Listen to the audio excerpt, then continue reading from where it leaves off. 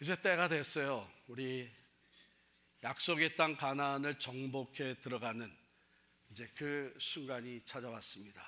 그래서 우리 그 여리고 성을 이제 정복하는 전쟁인데, 실제적으로 보게 되면 there was no battle. 전쟁은 없었어요. 전투는 없었어요. 오늘 본문 6장 2절, 여호수아 6장 2절에 보면, 보라 내가 여리고와 그 왕과 용사들을 내 손에 넘겨 주었으니, 이미 완료된 시제로 적어놨습니다. 그리고 우리가 읽어본 대로 이것은 싸우기도 전에 여리고성이 그냥 다 무너져 버렸어요. 그러면 어떻게 이 승리가 그들에게 주어졌는가? 뉴테스터먼트 신약에서는 이것을 해석을 해줍니다. 히브리서 11장 30절 말씀 한번 볼까요? 히브리서 11장 30절 보면 우리 다 같이 읽겠습니다. 시작. 믿음으로 7일 동안 여리고를 도니 성이 무너졌으며. 히브리서 찾는 게 시간이 좀 걸리죠? 믿음으로 7일 동안 여리고를 도니 성이 무너졌다. 전투는 없었어요. 믿음으로 얻어낸 승리입니다. 믿음의 순종으로 하나님의 승리가 그들에게 주어졌습니다. 그러면 하나님께서는 어떻게 그들이 믿음을 가질 수 있도록 도와주었는가? 여러분, 이거 매우 중요합니다. 믿음을 우리가 원해서 그냥 얻어지는 것은 아닙니다. 우리가 사모하는 마음이 있고 하나님께서 우리의 마음을 받으셔서 우리에게 믿음을 더하게 하시는 성령의 역사를 하는 거예요. 자, 보실까요? 지난주에 여러분 설교를 말씀을 들은 대로 할례를 행하게 하십니다. 여러분 생각해 보세요. 지금 전쟁을 앞두고 해야 될 거면 더 철저한 훈련이죠. 전략이죠. 그런데 그런 것은 없고 할례를 행하게 하십니다. 그리고 나서 여러분 그 앞서 5장 또 10절에 보시면 5장 10절에서는 또 이스라엘 자손들이 길갈에 진쳤고 그달 14일 저녁에는 여리고 평지에서 유월절을 지켰으며, 광야에서 유월절을 지킬 수 없었어요. 유월절을 지키려면 무교병이 있어야 되고 다른 것들이 있어야 되는데 광야에서 그것을 얻을 수가 없습니다. 매일같이 만나를 먹고 지냈어요. 그런데 이제 광야 생활이 끝나면서 이제 정말 오랜만에 40년 만에 유월절을 지킵니다. 이 할례, circumcision하고 그 다음에 패스오버 유월절을 지키게 하신 것은 이들에게 무엇을 상기시켜 주시나 하면 이스라엘 백성들의 정체성을, 아이덴티티를 상기시켜 주시는 거예요. 할례에 대해서 한번 생각해 보겠습니다. 할례의 의미가 뭔가? 창세기 17장에 보면은 하나님께서 아브라함과 언약을 맺으신 내용이 나와요. 제가 읽을 테니까 여러분 한번 관심 있게 들어보시기 바랍니다. 창세기 17장 7절에 보면 내가 내 언약을 나와 너 및 내 대대 후손 사이에 세워서 영원한 언약을 삼고 너와 내 후손의 하나님이 되리라. 내가 너와 내 후손에게 내가 거류하는 이 땅 곧 가나안 온 땅을 주어 영원한 기업이 되게 하고 나는 그들의 하나님이 되리라. 하나님이 또 아브라함에게 이르시되 그런즉 너는 내 언약을 지키고 내 후손도 대대로 지키라. 너희 중 남자는 다 할례를 받으라. 이것이 나와 너희와 너희 후손 사이에 지킬 내 언약이니라. 너희는 포피를 베어라. 이것이 나와 너희 사이의 언약의 표징이니라.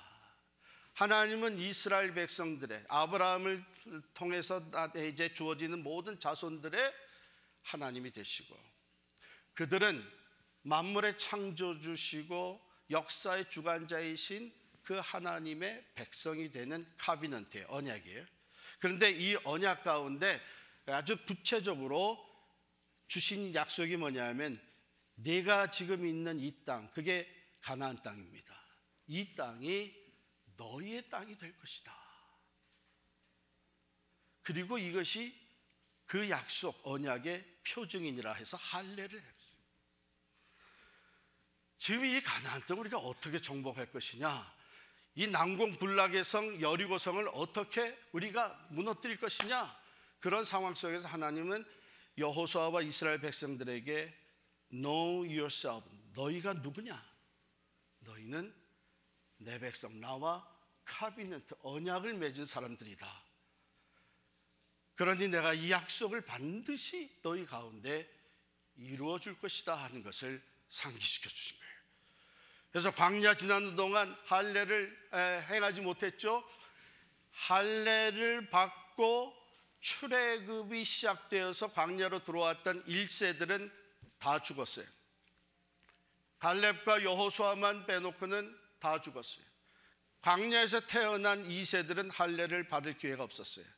그런데 이제 하나님께서 약속하신 것을 그들이 얻기 전에 그 믿음을 세워주시면서 할례를 행하게 하셔서 하나님과의 언약을 확인시켜 주세요.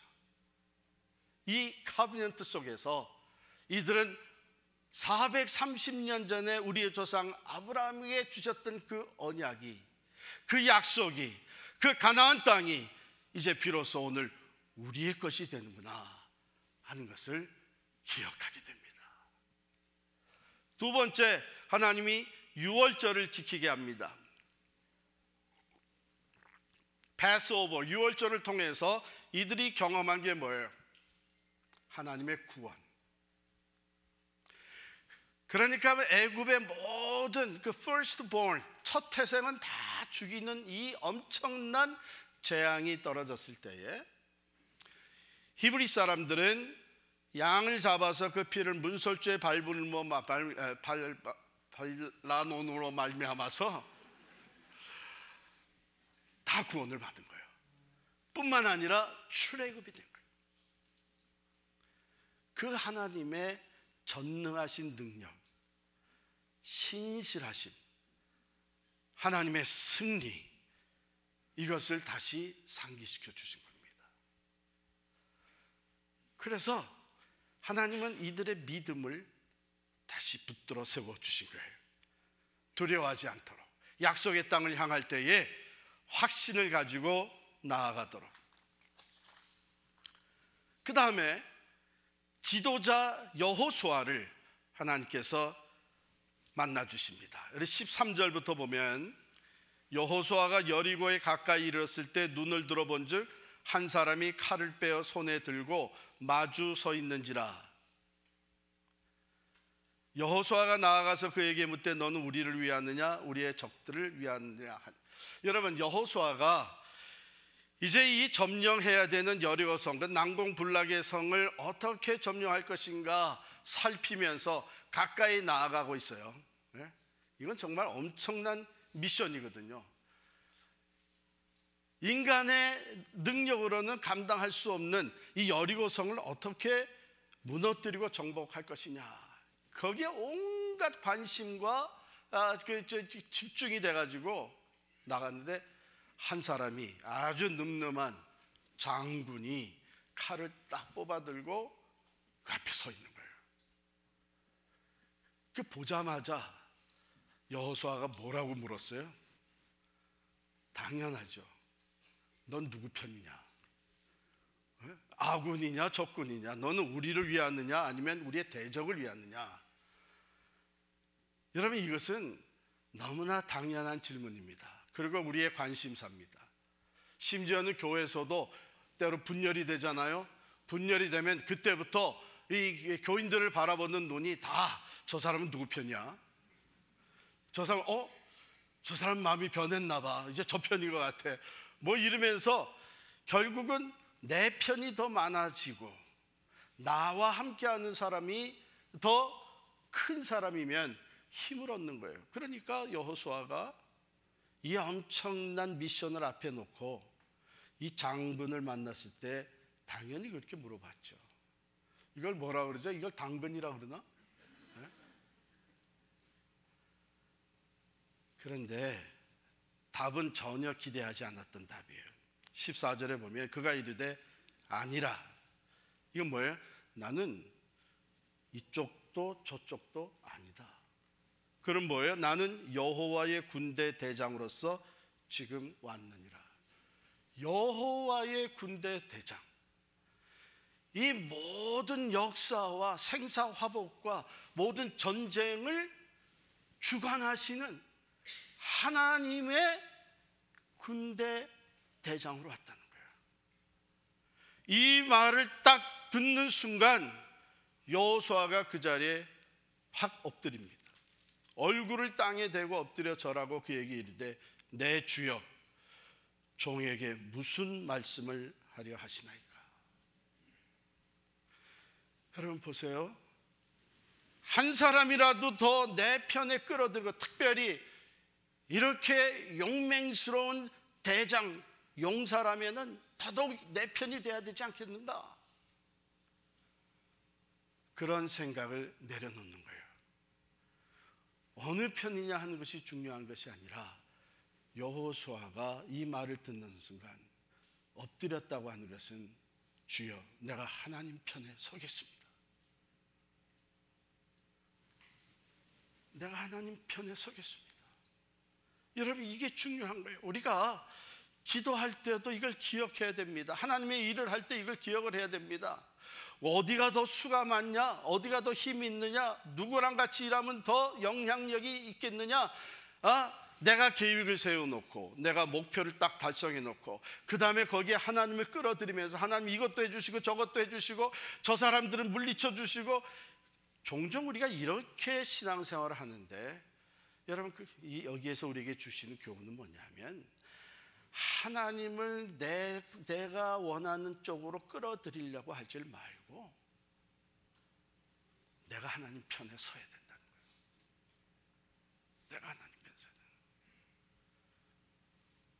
그래서 우리가 늘 살펴봐야 되는 것은 하나님이 나를 어떻게 도와주실 것인가, 그 이전에 내가 지금 하나님 편에 서 있느냐 하는 것을 점검해 봐야 돼요.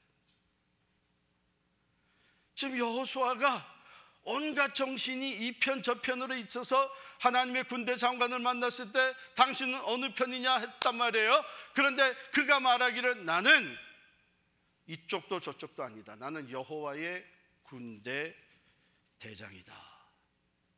그런데 여호수아가 거기에 굴복을 한 거예요. 주여 무슨 말씀을 하시렵니까? 여기에 굴복했다는 것, 얼굴을 땅에 엎드려 절하고 이렇게 얘기했다는 것은 내가 주의 말씀을 듣겠습니다. 내가 온전히 말씀을 듣고 하나님 편에 서겠습니다. 그랬더니 여호와의 군대 대장이 여호수아에게 이르기를 내 발에서 신을 벗으라. 내가 선 곳은 거룩하니라. 하나님의 임재, 타는 떨기나무 가운데서 모세를 만나 주시면서 내 발에 신을 벗으라. 그것은 뭐냐면 Now I am in charge, not you.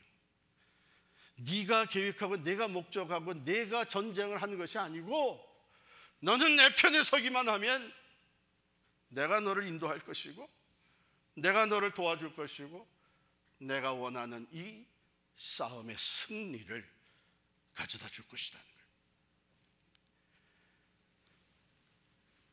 겸손히 무릎을 꿇고 엎드려 무슨 말씀을 하시든지 내가 따르겠습니다. 그래서 자기 자신을 내려놓고 surrender, 온전히 하나님 앞에 항복하고 자기 자신을 submit, 드리는, 여기에서 이미 전쟁의 결과는 결정난 거예요.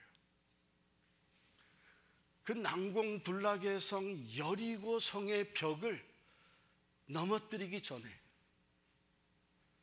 이 마음에 있는 벽, 자만심과 교만과 내 생각과 판단과 내 논리와 내 능력을 앞세우고 있는, 그래서 그것이 하나님과 사이에 벽이 되어 있는 내 내면에서부터 먼저 전쟁이 시작이 되는 겁니다. 그런데 여호수아가 이 내면에 있는 것을 내려놓고 하나님 앞에 서렌더 했을 때 여기서 전쟁은 끝난 거예요. 승리는 이미 여기서 주어진 거예요. 여러분, 우리가 이것을 기억을 해야 됩니다. 기도하면서 늘 내가 원하는 대로 해달라고 부르짖는 거, 사실 그렇게 건강한 신앙이 아닙니다. 그것은 어떻게 해서든지, 여러분들 죄송합니다만은 제가 어렸을 때 이제 자라면서 교회도 완전한 것이 아니니까 교회에서 분열이 일어나고 다투고 그런 경험들이, 봉글 경험들이 있는데, 이게 마지막에 이제 그 다툼의 극치에 달하게 되면 그 다음에 강덕상으로 올라옵니다. 올라와서 마이크를 장악하는 거예요. 마이크를 장악하고 말을 할 때 다 성경책을 들고 얘기를 합니다. 자기들에게 유익한 이 고주를 뽑아가지고, 그러기 때문에 하나님은 우리 편이다, 이거 너희는 사탄이다, 이러면서 싸우는 거예요. 그거 아니에요. 이 모든 것은 하나님이 다스리고 계신 거예요. 그래서 우리가 먼저 해야 될 것은 We need to surrender to God. 하나님께 우리가 항복하는 거예요. 하나님을 끌어들이려고 하는 것이 아니라 나 자신을 내려놓고 내가 하나님 편에 서는 것, 이것이 여러분들의, 우리들의 삶이 될 수 있기를 축원합니다. 왜냐하면 여기서 승리가 끝난 거예요. 승리가 이미 주어진 거예요. 그 다음에 하나님이 뭐라고 그러십니까?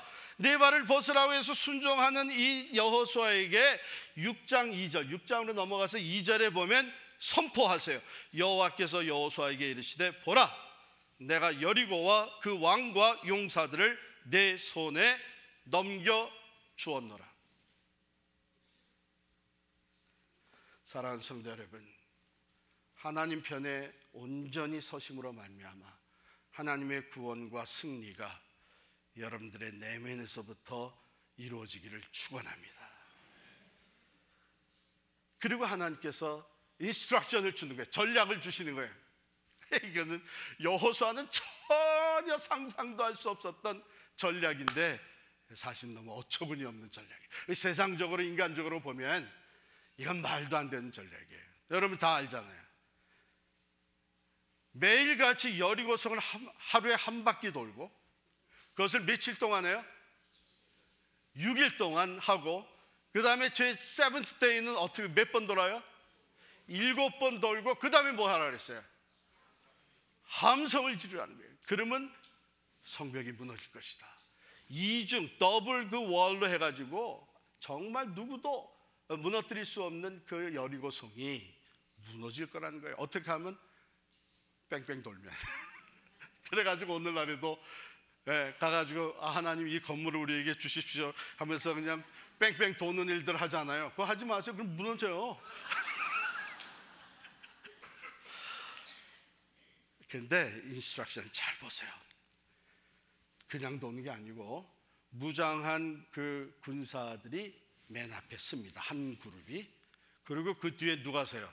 제사장 7명이 서요. 제사장 7명이 서가지고 양각 나팔을 불립니다. 그리고 그 바로 뒤에 하나님의 그 아크, 그 언약궤가 따라갑니다. 제사장들이 메고 언약궤가 따라가요. 그리고 언약궤 바로 뒤에 또 다른 그룹의 군사들이 따라가요. 그리고 맨 뒤에 백성들이 따라갑니다. 아무 소리도 내지 못하게 했어요. 들려오는 소리는 뭐만 있어요? 나팔 소리만 들려요. 제사장 7이 앞에 가면서 붕, 붕, 간간히 나팔 소리만 들려요. 그 보이는 것은 뭐예요? 여리고성은 딱 닫혀 있고, 이들이 걸어가면서 보이는 것은 하나님의 언약궤예요. 하나님의 임재, 하나님이 지금 우리와 함께 돌고 계시다. 우리 가운데 하나님이 계시다. 그 하나님은 신실한 하나님이시다. 그 하나님은 우리의 구원이시다. 이것을 보여주는 언약궤가 가요. 그걸 매일 돌아요. 그 다음 날도 돌아요. 그래서 6일 동안 돕니다. 그러면 그냥 이제 day after day same thing happening 하는 것 같지만 침묵 가운데 모든 불평과 불만, 이해 안 되는 일들, 이것들이 맨 처음에는 왜 없었겠어요? 이거 뭐 하자는 거야 이거. 응? 그런 생각들이 났는데, 여러분, 광야에서 불평과 원망과 불만을 토하다가 죽어갔던 1세들을 이들이 생각을 합니다. 인내하면서 가는 거예요. 인내하면서 순종하는 거예요. 그 다음 날도 또 침묵 가운데 이들의 생각에는 오직 하나님의 언약궤, 하나님의 임재만이 생각의 자리를 잡기 시작합니다. 그들의 생각을 채우기 시작합니다. 그들의 뒤에 들려오는 것은 양각소리, 나팔소리. 여러분, 이 양각 나팔은 언제 부는 건가 하면 희년에 부는 거예요. 50년 묶였던 모든 것, 노예됐던 것, 저당 잡혔던 땅, 모든 것을 다 풀어서 해방시켜주는 그 자유와 승리의 날, 그 Year of Jubilee, 희년의 날에 양각을 부는 거예요. 보통 때 예배, 제사를 위해서 나팔을 불 때는 은으로 만든 나팔을 불었어요.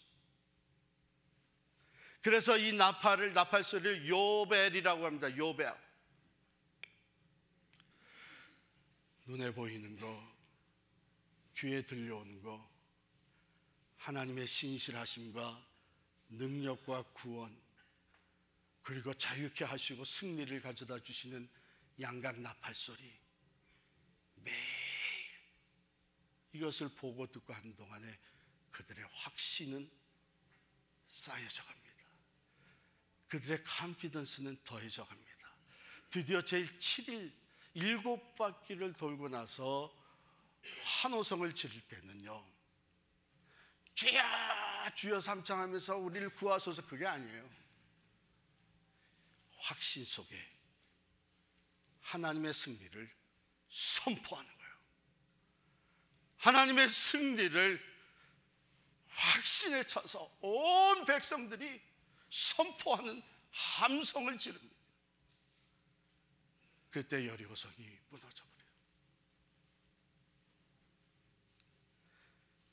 어처구니 없는 것 같지만 이 하나님의 말씀에, 이 하나님의 인스트럭션에 구원이 있고 승리가 있었습니다. 어처구니 없는 것 같지만, 미련해 보이고 말할 수 없이 약해 보이고 그것이 무슨 효과가 있겠느냐 생각되어지지만, 예수 그리스도의 십자가의 피 흘리심과 죽음이 구원을 이루시는 겁니다. 이런 방법으로 가나안 땅을 점령해 들어가기 시작한 것처럼 오늘날 하나님의 나라가 확장되어져 가는 것은 다른 것으로 되는 것이 아닙니다. 내 편에 사람이 많기 때문에, 우리에게 능력이 많고 리소스가 많기 때문에 되는 것이 절대로 아닙니다. 오직 예수 그리스도의 십자가의 복음으로만 하나님의 나라가 세워져 가는 것을 우리는 믿습니다. 너무나도 약해 보이고 너무나도 초라해 보이고,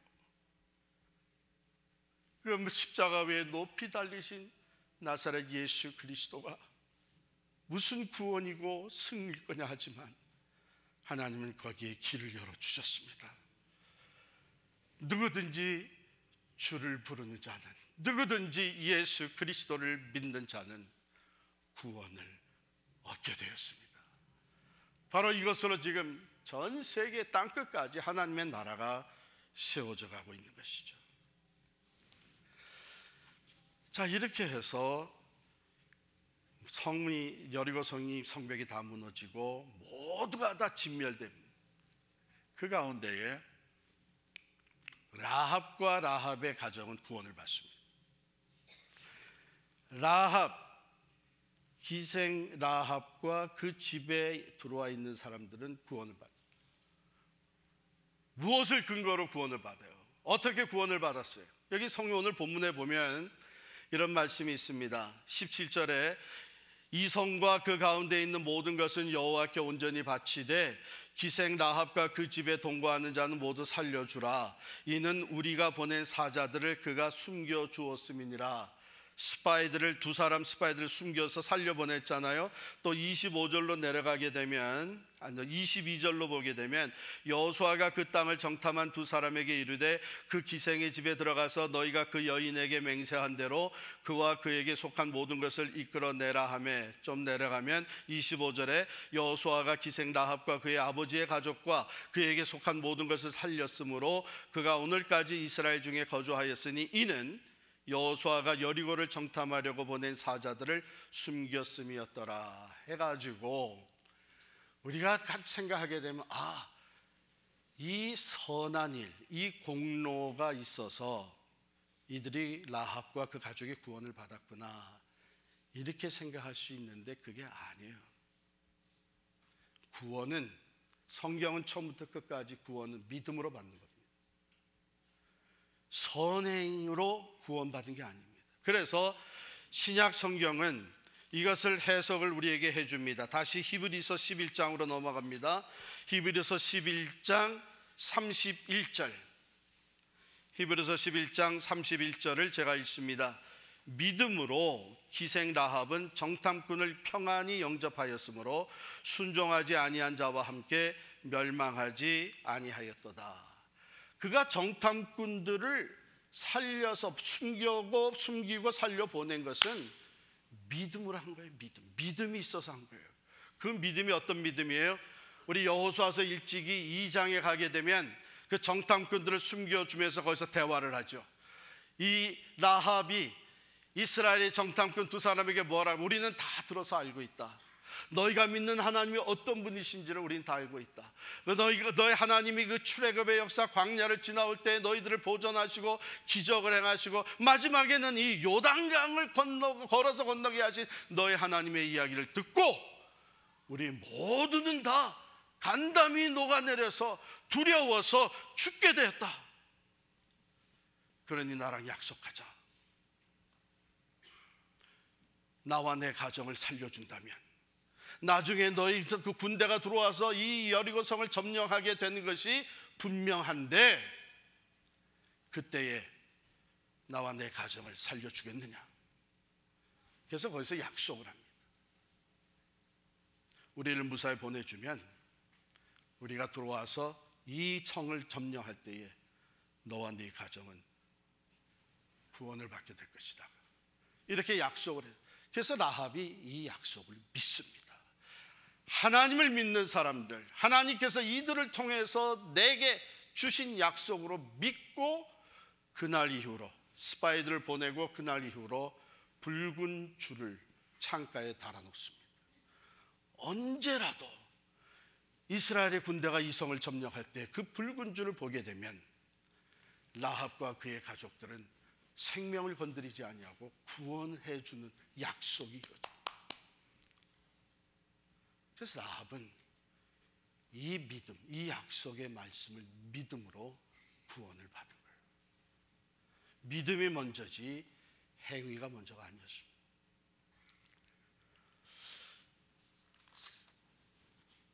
자, 그런데 도대체 여리고 성에 왜 이런 심판이 임합니까? 아니 편안히 잘 살던 그 여리고성 그 레지던트들은 왜 이런 심판과 멸망을 받게 됩니까?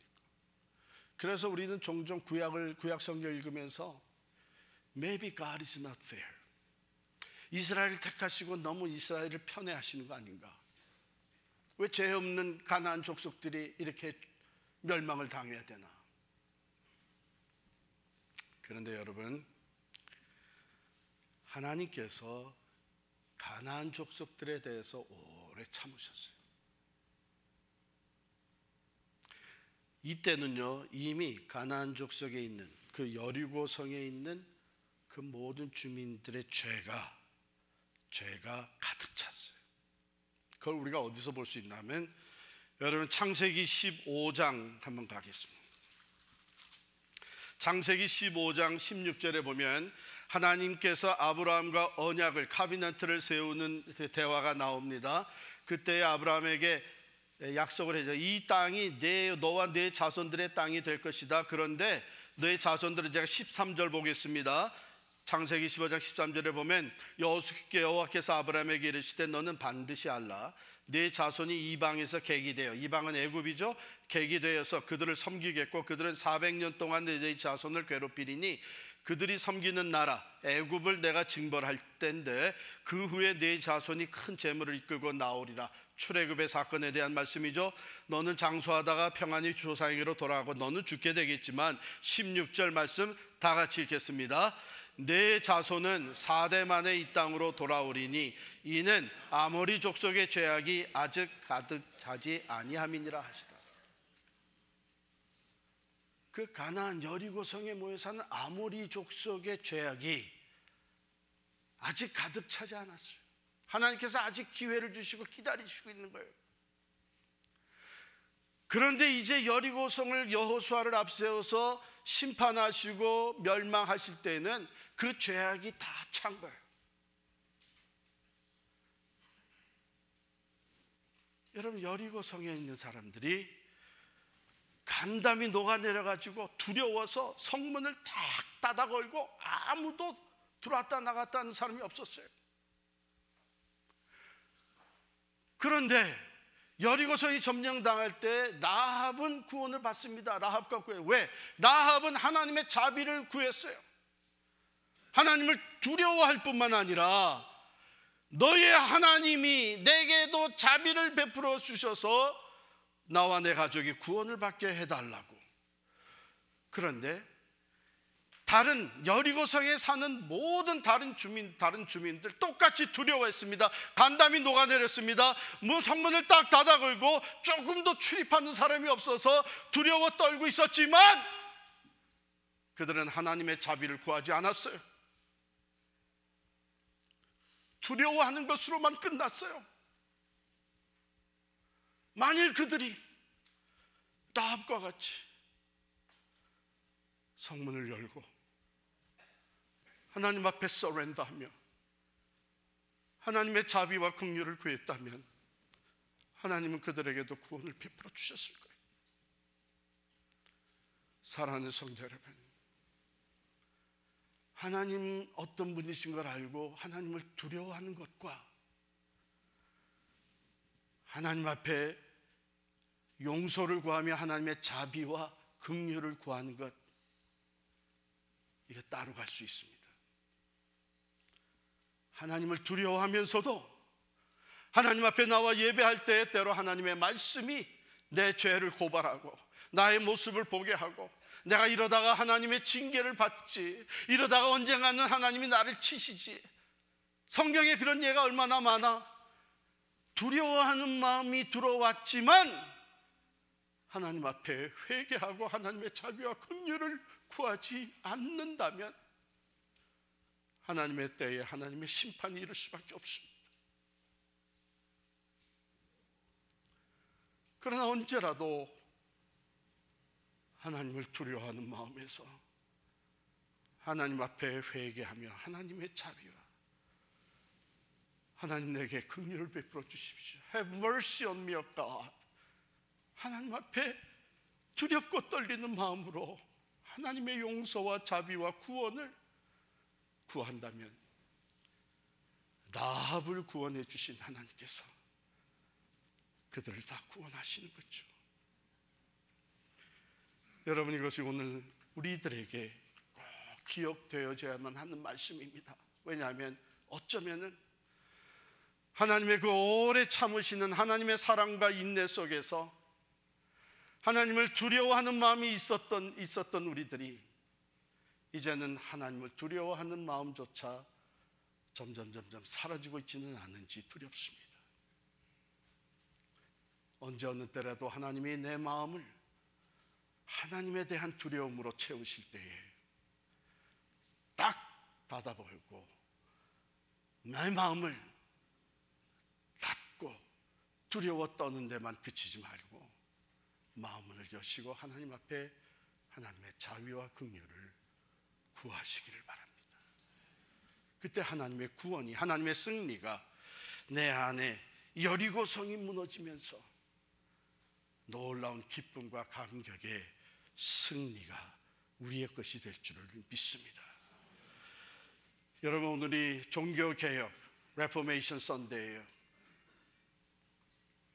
1521년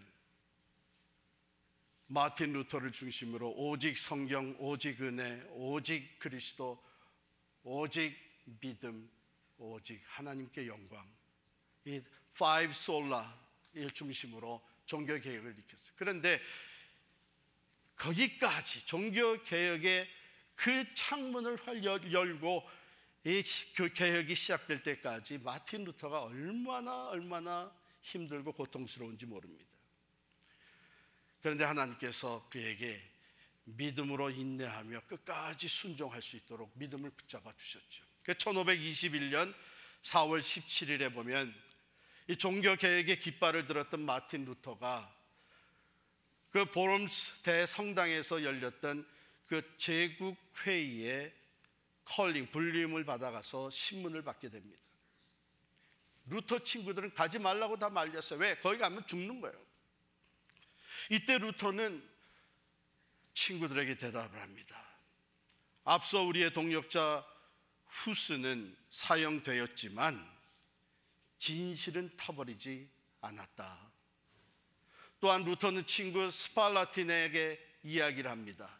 지붕 위에 기왓장만큼이나 악마들이 기다리고 있다 하여도 나는 보름스에 가겠다. 담대하게 결단하고 나갔습니다. 지금까지 루터가 써놨던 그 모든 책들, 그 모든 그 클레임, 주장을 철회하라고 그 보름스 회의에서 강요를 당했죠. 그때의 의회 앞에 선 마틴 루터는 이렇게 대답을 했습니다. 저는 제가 인용한 성경 말씀에 사로잡혀 있습니다. 저의 양심은 하나님의 말씀에 정복당해 있어서 저는 어떤 것도 철회할 수 없습니다. 저는 아무것도 철회하고 싶지 않고 또 철회하지도 않을 것입니다. 저는 달리 어떻게 할 도리가 없습니다. 여기 제가 서 있습니다. 하나님, 저를 도와주옵소서. 오직 성경, 믿음의 결단을 가지고 담대하게 하나님 앞에 섰을 때에 하나님은 그에게 승리를 가져다 주셨습니다. 레포메이션, 개혁은 계속해서 일어나야 하는 것이죠. 여러분과 저의 삶 속에, 교회 안에, 이 사회 속에 개혁은 계속 일어나야 하는 것입니다. 그리고 그 개혁의 중심엔 성경이 있습니다. 하나님의 말씀, 신실하게 말씀대로 이루시는 그 하나님을 신뢰하며 내 생각을 다 내려놓고 하나님 앞에 서렌더하는 믿음으로 나아갈 때에 하나님은 우리에게 구원과 승리를 베풀어 주실 줄을 믿습니다. 기도하겠습니다.